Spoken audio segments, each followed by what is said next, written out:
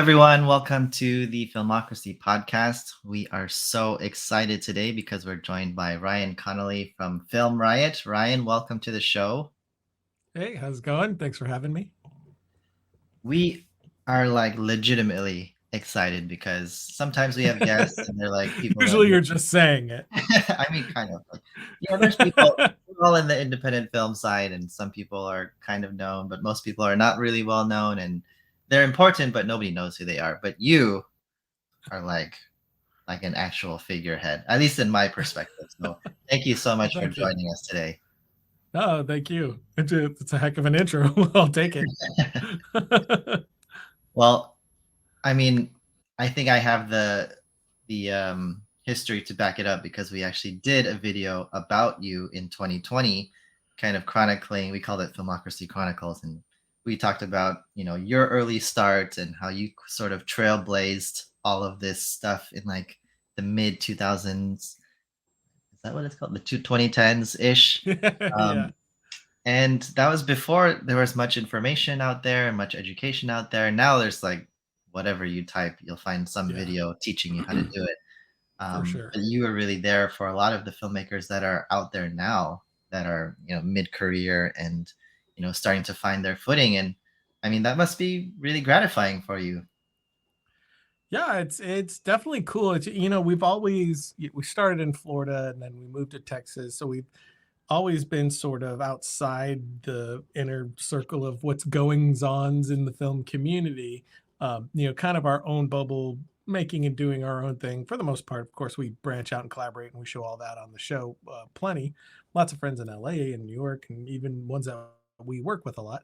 But on the norm, we're in our studio, which is where it is, doing our thing. So you just don't really think about that stuff so much. So it's really cool when someone like yourself or somebody else working in the industry says something like that, like, oh, I started watching this when I was in high school, now I'm a working professional. It's just like, what?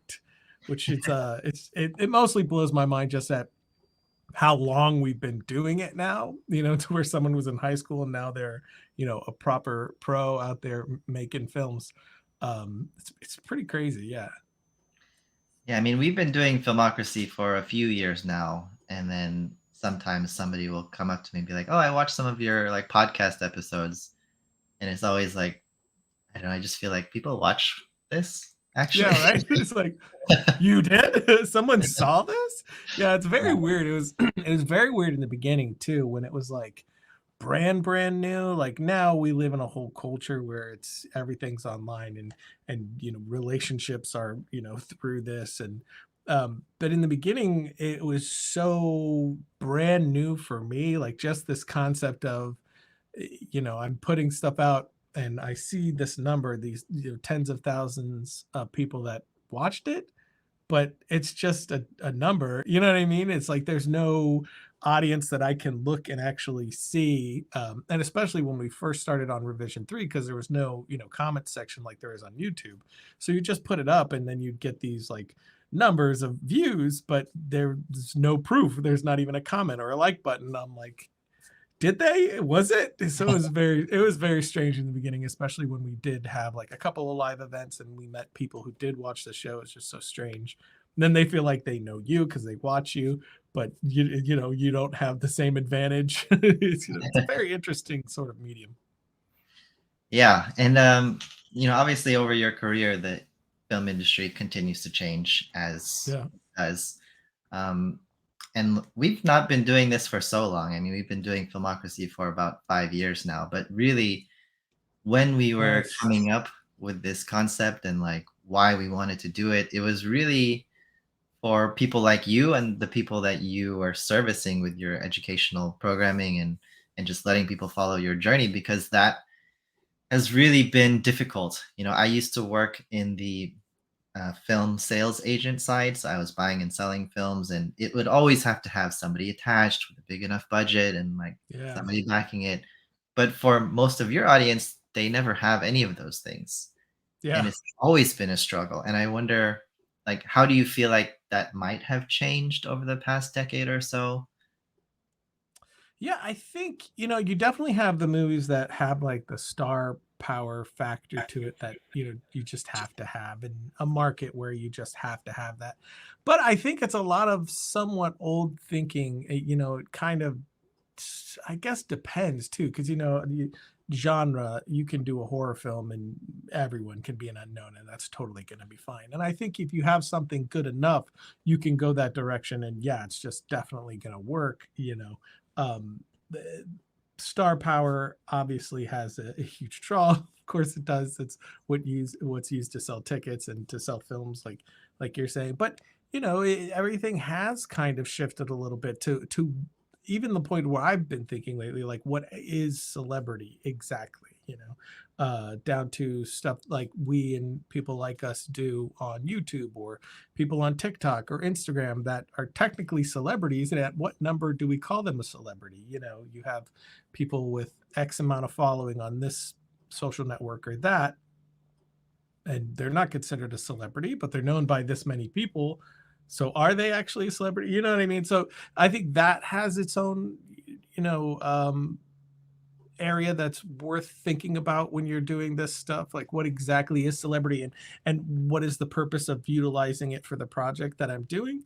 Um, to the traditional aspects of it, because I mean, a known face within a known circle is going to do something good or bad to your film. If you get maybe an actor that people don't look favorably upon, or they're only in really bad films, you put them in your film and that's going to paint your film in a certain light, right? um, so I mean, even just at the start of that conversation, that's something interesting to think about. But now it's like, what are you even making it for? Are you making it for the general sales world? Are you going to take it to something like Tribeca and try to sell it? Is this something that's just going online? Is it a feature versus a short? I don't think I've answered the question, because it's a very interesting one, but it's I guess it's one that really just depends what pocket you're talking about specifically, really.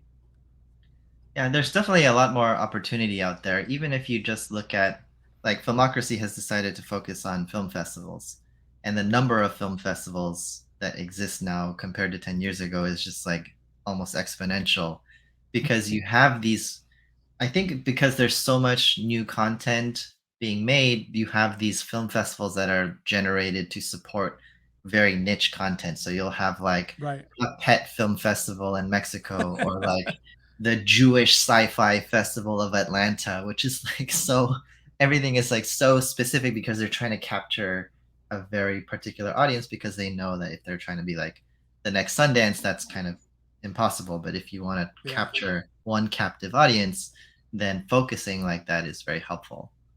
Do they seem to be all mostly online festivals only, or is it a lot of in-person festivals? Now, there's a lot of in-person festivals too. It's That's obviously awesome. it's been weird over the past 2 years, but Sure. we are seeing some online-only film festivals pop up. But there is resistance, obviously, not only from the filmmakers, but from like Film Freeway, for example. If you sign up for Film Freeway as an online festival, then they will not list you publicly. You Oh have wow. to sign up as a physical festival and then say you have an online component, and that way they'll make you searchable. So there's definitely some resistance there, but it's been a weird couple of years, to say the least. Hmm. Yeah, that's really interesting. I mean, from the filmmaking standpoint, like, you've obviously made a lot of films over the years. I don't believe you've made a feature yet, but I have to imagine there are people that are kind of like pushing you or asking you or tempting you. How have those conversations gone for you? Yeah, I have not done a feature yet. Before 2018, for me, it was very much about getting myself to the place where I felt I was ready for the feature. The way that I've always put it on the show is I wanted to be able to, honestly look someone in the eye and say, hey, you can bet on me. Because any feature, no matter who's making it, is a gamble. But I wanted to be able, to get to a place where I felt very confident and comfortable that if given the opportunity, the budget, I'm not, it's not going to fall apart for a lack of experience, um, so safeguarding it in that way as much as possible, but also, wanting to have enough notches in the belt to where I can, craft a story that I want to craft without, maybe having, feeling like, people are going over my head with stuff. Just not having enough experience to really have my hands fully on the reins as much as possible. And Ballistic was kind of this short film I did in 2018 was kind of like the last one in this 5-year plan I had of different things I wanted to educate myself with, and so I used that one to try to get my foot in the door, and I was able to get representation, and we pitched a feature version of that for a little bit, and since then I've been in that sort of world pitching different feature ideas and things like that, and that's just I mean it's a very difficult world to break into regardless. Especially now, it's like it seems like pitches aren't really selling so much. You really sort of just need a script. um, but I do film, right, and we've always had this motto of find a bigger wall, you get a bigger sledgehammer. You just do things, you make things, you go about figuring it out. So doing a feature on my own outside of the system is something that's definitely on the top of my mind and that we've been toying around with. But then it comes into, okay, well, what budget range are we talking about, because that's going to decide what type of film you can make. And for me, if you've seen any of my short films, you know that the type of stuff I like to make is larger things, grander, bigger scope, lots of visual effects, big set pieces, stuff like that. And that stuff doesn't come cheap. So unfortunately, my brain, even when I'm trying to write as low budget as possible, it just keeps stacking on the budget. So that's been a bit of a barrier for me to get across. So it's what budget do we want to play in? Okay, what sort of idea do I have that could go in there? And that's been kind of a difficult journey. But then it's, where is the money coming from? You could do something like a Kickstarter, but that has its own pitfalls to think about. And then what investor are you getting into play with? There was this one investor that invested in a friend's film, and then they were great, but then they had to put their friends in the movie, and I'm not down for stuff like that. So it's a difficult sort of land to travel. Been figuring it out little by little, but I've got 2 more projects out that I'm pitching, and 2 more that I'm developing that could potentially be things that I do on my own. But more than anything, like everything that we do, it's sort of like I feel like every next thing I do, I don't really know how to do it. I'm just figuring it out as I go along, as we all do. So it's kind of in that world right now, with A/B testing things, having conversations, and finding out what the best way to move forward with that first feature is going to be, because it's going to happen eventually. It won't stop until we do. But it's just, what will that look like exactly? It's so interesting to hear you talk like this because from my perspective, it's like Ryan Connolly should be having people like busting down his door to get stuff made because I mean, we talk a lot. I mean, back in when I was working for a sales and production company, we talk about like risk mitigation and, what are different ways that we can access talent without necessarily having to like pay A-level talent. And so that Right. would go towards like, how big of a social media presence does this person have? Are they a known entity in their sector? Like before the Weinstein company went down, the second Right. question you were asked when you like signed in and like filled out the form was, what's your social media imprint? Which was kind of crazy because Weinstein is such a, kind of like archaic, traditional type of company, but that was even important to them. And you Yeah. kind of have that in spades. I mean, especially relative to others, many filmmakers out there who have like zero presence out there, but just have a lot of Right. dreams. Like at least I could, for example, if I still worked for my old company, I'd be like, look, here's Ryan Connolly. He has done this, this, this, and this. Look at his social media. Look at how many things he's made. Like you check so many boxes, and yet you still, it's not that straightforward for you, it seems.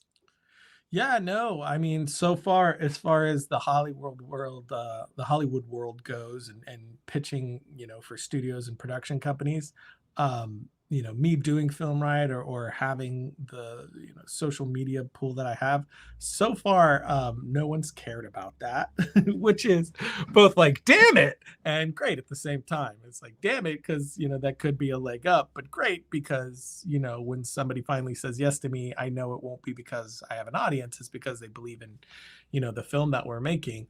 But yeah, so far no one has really cared, about the fact that I own the Film Riot property and everything. I tried to include it into a few pitches, but it gets like, oh, that's cool. That's pretty much the biggest reaction it gets. Wow.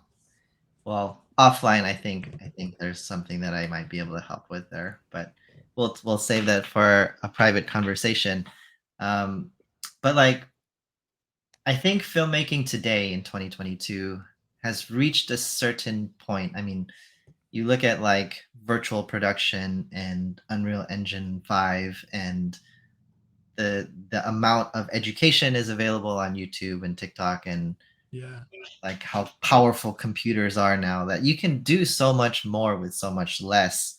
Like, how do you feel like that plays into the current landscape of the streaming platforms, where it does kind of feel like most of the platforms now are looking to take content that they can produce and keep forever, as opposed to taking things that have already been produced, even if they're high quality, because they don't want to lose them after 3, 7 years or something like that.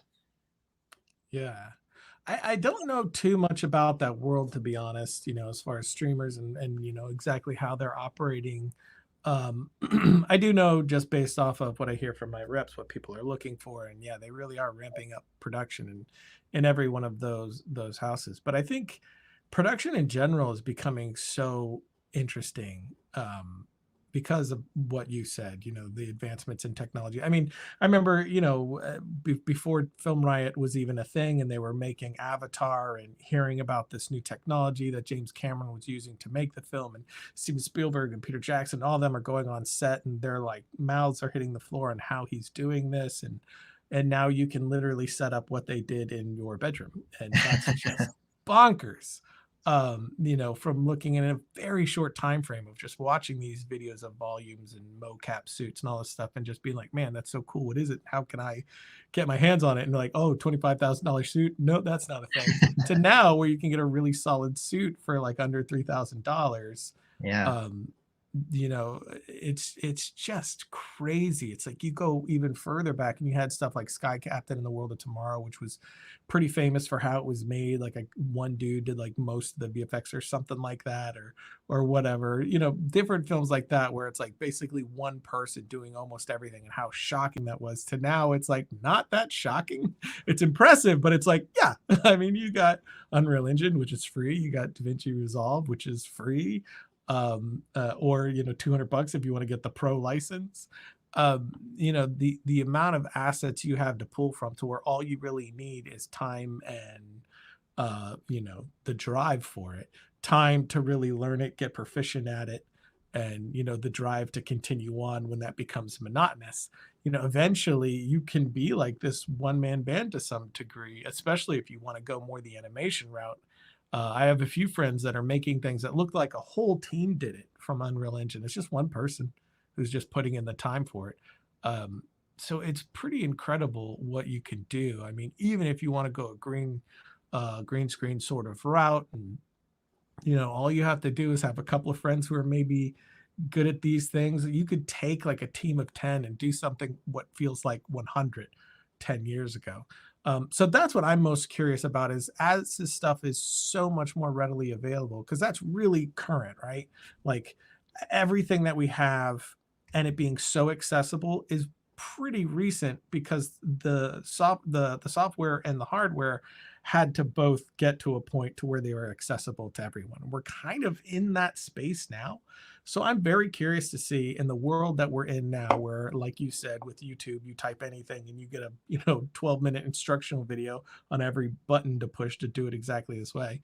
And with those stuff being accessible to the hungry, young storyteller, what will things be like 10 years from now? When you're getting stuff that looks like it was made for $1 million that was made for $100 in some kid's bedroom. What will that world look like? That's what is very interesting to me. Yeah. Yeah, I mean, I think about, like, The Mandalorian and their virtual production set with, like, everything being shot in one stage without having to go on location, and even that, like, Mandalorian is what, like, 2, 3 years old now? And we have Yeah, people yeah. starting to try to homebrew that in their garages, like Yeah, yeah. We did a test with a projector, which I think with maybe a little more expensive projector, a little brighter, it probably would work, and probably a little bit more expensive screen. But I have a friend who actually did it with a projector, and it did work because they had a bit brighter of one after we wow. did an episode doing something with it. So I was like, yeah, that works. So even, car shots, an airplane shot, whatever. Um, God, there's so many things that, just when I started Film Riot to now, it is wild what you can do. Backyard filmmaking versus when we started doing the show. Like none of this stuff was possible then. Now, if you just put in the time, if we took a month on one shot, we could make a shot that rivaled what goes in, $100 million film. And that would not be possible, 10, 12 years ago, without someone incredibly skilled with a very, very expensive piece of software. One thing I worry about is just as all of this technology and skill proliferates, like, if we think about, they always say, like, today we have seen, more content than anybody in the history of mankind. Like, we've seen so many shows and movies and TV shows and pieces of art in short form, long form. Like, we're a bit becoming desensitized in a way to certain things. Like action sequences, I find myself like, if it's not totally unique or like I feel like the danger of the situation, I kind of zone out. And that's why we have that like second screen phenomenon, right? Where we're we're kind of watching, but we're not really watching because we've kind of seen it before and we're just waiting for the next, plot point to move on.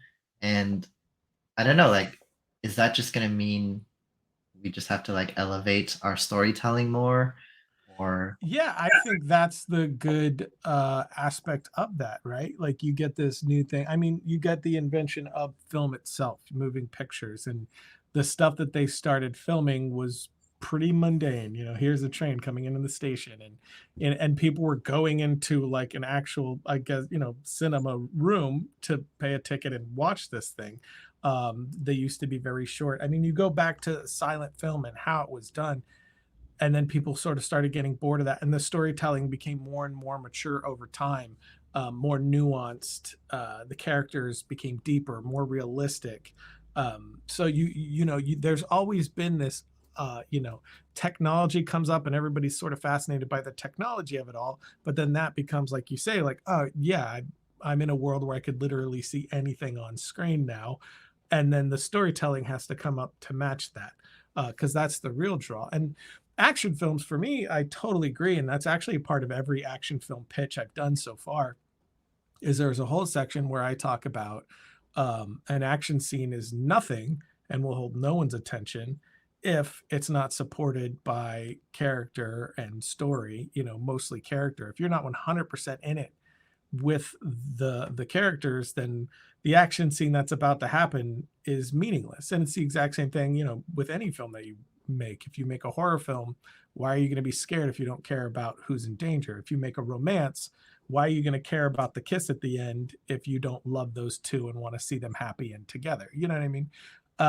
So action films for me are very much the same way. I'm fully in it when the film did its job, and the themes are there, the characters there, the story is meaningful, and you get to that action sequence and you're all into it.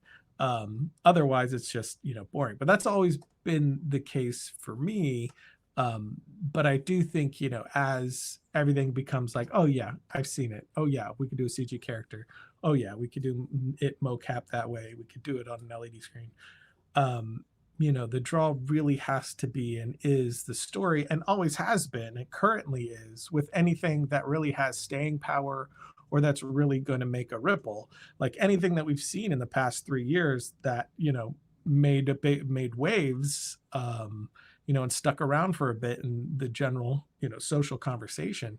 They were all really well told stories. They weren't just cool, they were extremely well told. Like, Stranger Things 4 was wildly popular, and I thought it was excellently done all throughout. It's fantasy, it's tons of visual effects and huge scale, high budget, but the characters and the story were all there to make all that work. Or Squid Games, for instance, what an amazing story that they told, and how they told it was beautifully done as well. So I think the story is going to be king always, and if that's service, then everything else will just be icing on the very delicious cake.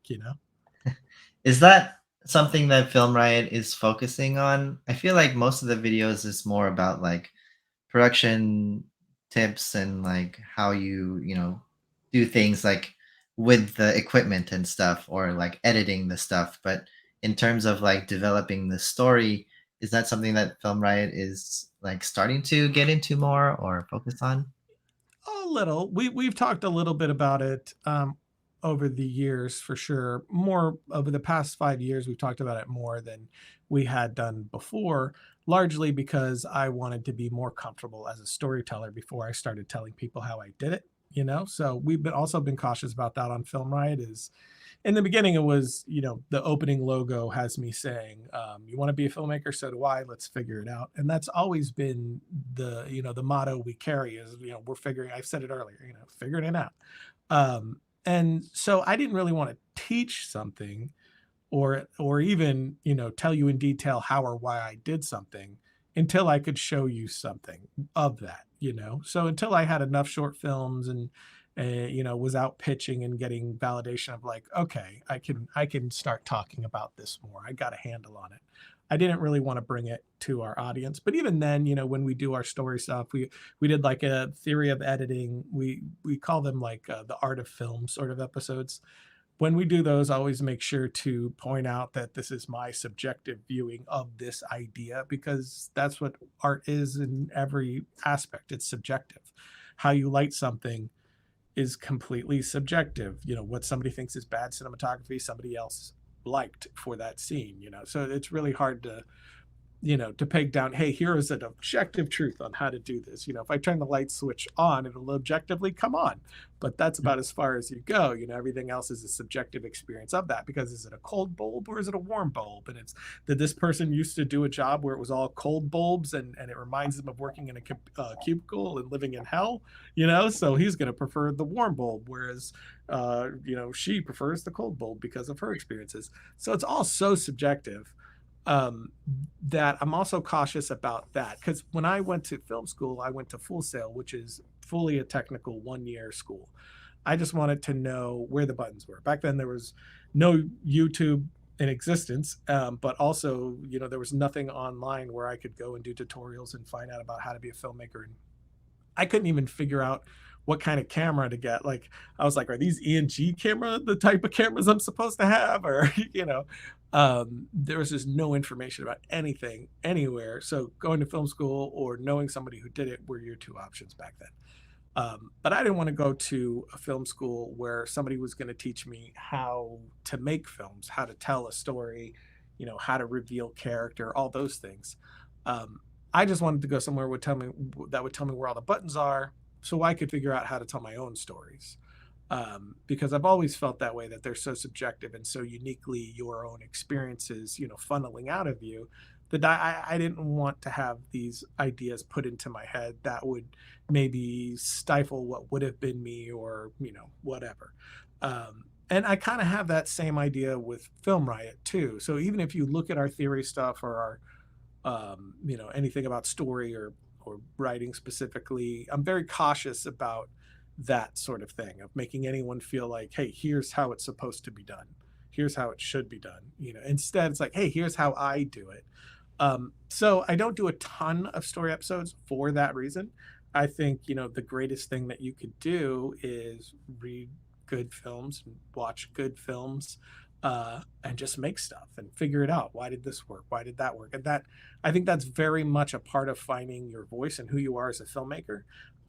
So I've always been very like, nervous about and cautious of bringing that too much of that to Film Riot for those reasons. And we've talked about exactly that on the show as well.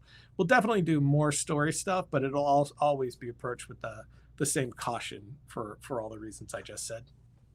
Totally. And for if anybody is watching this and not listening to it, you can clearly see the difference in how my camera looks versus how Ryan's camera looks. It's like basically night and day, but I need to get a better lighting setup, that's for sure. I do too, to be honest. I'm just on a webcam. I really need to get like the whole at home, because I was doing all my pitching at home in 2020. I have a whole like Blackmagic with the Blackmagic Ada Mini and proper mic, so it's a much better setup there than it is here. I need to get this set up to par as much as that one. Yeah, when people have like legit cameras as their webcam, it's like jarring. Like Yeah, it's this like, is what damn it. it's supposed to look like. Wow. It's like, come on, man. Now I feel dumb.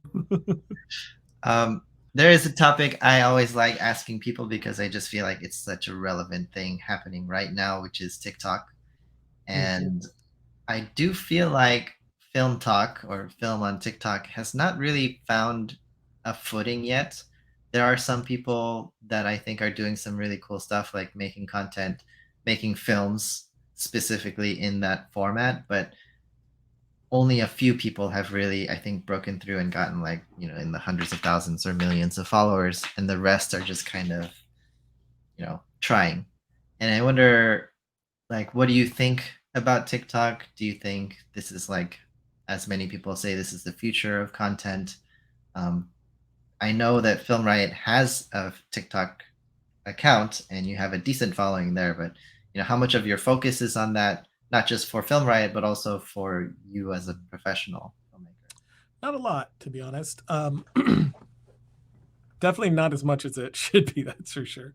As far as what we do with Film Riot, I think TikTok, Instagram, all of those, they're all the same to me. It's just another place that we could put out stuff for people that could help them, a way to connect with people, a way to promote our stuff for sure, of course. And thinking about them each as their own unique like platform, and okay, what will work on that? Does that excite us? Do we understand it? Does it not excite us? Okay, let's just not do that then, that sort of thing. As far as filmmaking goes, I have the same opinion that I've had since, the beginning of Film Riot. As you've seen different platforms like this come and go, like Vine and stuff like that. Not saying TikTok's going anywhere. I mean, it's massive. Doesn't seem to me like it would go anywhere. But just as much as, when TV started, it wasn't the death of features. It was a whole new medium of entertainment.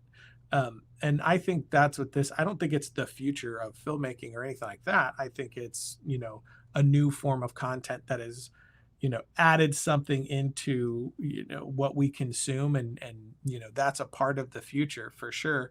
Does it take away from those other ones and, bounce maybe more heavily here than over there? Maybe so. But I think we'll always want the long form content. Even on YouTube, since we started YouTube, I feel like every year people are like, "Yep, the longer form content on YouTube's gonna die. You're gonna have to go down to doing 1 minute stuff." And so far, we still haven't. And now we're at a point where it's actually gone up. Like when we started Film Riot, it was like, yeah, 5 to 10 minutes, perfect window. Now it's like, dude, if you could hit 20, that'd actually be pretty great for the show. So it's actually gone up, not down. So I think there'll always be the need for long form content, not having to be like, oh, minutes up. Now I have to find something else to watch that I want to watch. Being able to just sit down, put something on, relax, and be told a story. I just don't see that ever going away. So I don't think that TikTok is the future of filmmaking, but I do think it is another really interesting avenue for storytelling or for connecting to an audience. Not really one that jumps out at me as something to do with it, so I'm probably not the one to innovate on what that is, or maybe eventually I will have an idea for it and we'll try it. But as of now, I don't. But and that's what we say on the show all the time. It's like I don't do anything just for money, and I don't do anything just for clicks. So if it's like, yeah, this would be wildly popular, I'm like, yeah, but my heart's not in it. We're just not going to do it, because it's never ended well when we have. Uh, so right now, I don't see personally a way to really innovate on that that's meaningful or exciting to me. But I do think having those little bits of short form content is really interesting from the Film Riot side, and that's actually something that we're going to be getting into very soon. It's just those little bite size, like, here's a quick 1 minute thing on how to do this, and I love stuff like that. Or even 1 to 3 minute scenes. Maybe we would do that. It's kind of just like a bridge we're still sort of like slowly walking across, and trying to figure out how to get to the other side exactly, which boards are going to break, which boards are firm. You know what I mean? Yeah, TikTok. My personal experience with TikTok was very much like an addict. Like I, Yeah, I first that's started the other using thing. it heavily, Yeah, and when I was using it, I was like, "This is the future. This is like, I love this thing. Everything is like impact, impact. Like everything is, hitting straight to the core of that piece of content really fast." And then, like after using it, I think I've used it for like a year now, and I've started feeling like I do learn interesting things from TikTok, which I like, but at the same time, anything that's more creative or fictional, I don't have enough time to spend with these characters right. to care in like Hmm. any lasting capacity. And I Yeah, think that is the flaw of trying to do necessarily like very creative things on TikTok is you can't make anything really last because everything is just like so fast and like you move on so quickly and you don't really yeah. like give it time to settle in your brain or your heart. They're essentially like all commercials, right? Like, you have to be in there with your point and out as quickly as possible, just like a television commercial is. There's no room for art or nuance or fluff. It's just in, bam, here's the point of it. I'm out. And Yeah. which is great for like little one-off jokes, or whatever, little opinion pieces, or um, anything like that. But to really tell a story, you need to live with the character for a bit, and breathe the world a little bit. Um, and I just don't see that happening in 3 minutes or less. Yeah. It's kind of like this kind of like dichotomy in a sense where like we have the proliferation of television shows and those television shows are getting longer and longer now and I, Yeah. I was just watching Rings of Power and like each episode is basically a movie now but in terms of length but it's moving a little bit too slow. I feel like a lot of the series now, like for example Obi-Wan, I watched that and I was like this totally could have just been a film. Like it did not need to be Yeah. a series at all. Yeah. Yeah. Yeah. That definitely happens. Always like, that could have been like 2 episodes less. Yeah. Cool. Well, I'm very thankful that we've had a time to chat. I thought everything you said was pretty much in line with what I believe in as somebody who's trying to help the independent film industry in whatever way I can. Um, is there anything that you want to shout out or like stuff you're working on or new things coming up at Film Riot that we can share with our audience that they should know about? Uh, no, not nothing, no projects or anything that we could talk about just yet. But just at youtube.com/film riot. That's where we have all of our videos. We also have filmriot.com, where we have some extra stuff over there as well. But just chasing the stuff that we're excited about, working on some stuff in the background that we're very excited about. But we're always working on stuff in the background that we're excited about. And as the film industry does, most of them fail, but eventually there'll be one that we finally get to announce because it doesn't fail. Fantastic. All right. Well, thank you again so much for joining the program. I know you're a busy guy, so we'll cut it here. Everyone, that's Ryan Connolly from Film Riot. You should know him if you don't. If you don't, shame on you. So check it out. Go on YouTube. Go search him on Google. Find him everywhere he is. That's Film Riot. And this was the Filmocracy podcast. Thank you for joining us, and we'll see you next time. Thanks, man.